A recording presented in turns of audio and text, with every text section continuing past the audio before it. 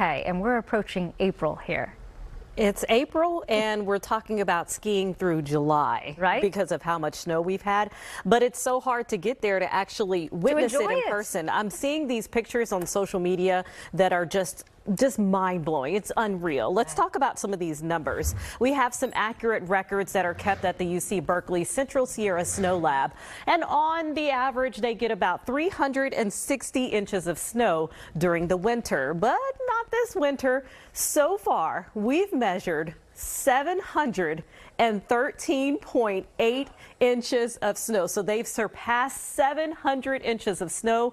A lot of that is still on the ground. Think about that. That is 59.5 feet of snow in one season, but that does not set a record. The record was 811 inches, and that was set in 1951 and 1952. So yeah, it's just unreal thinking about the way it was last year when we were at 39% of what's normal. It was extremely dry.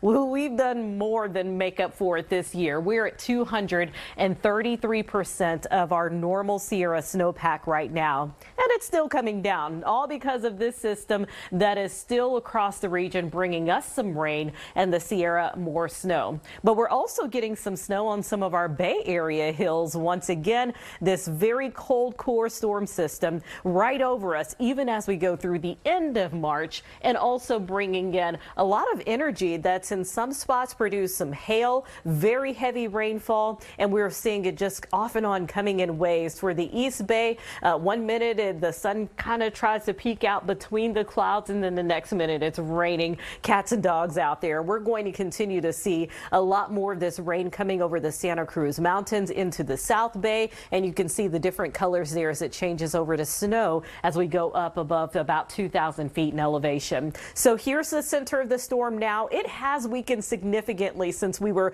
tagging this as the bomb cyclone that intensified so rapidly off the coast. It is weakening now, but still lots of energy to go, and we've seen some lightning strikes off the coast. We're waiting to see if we see that inland.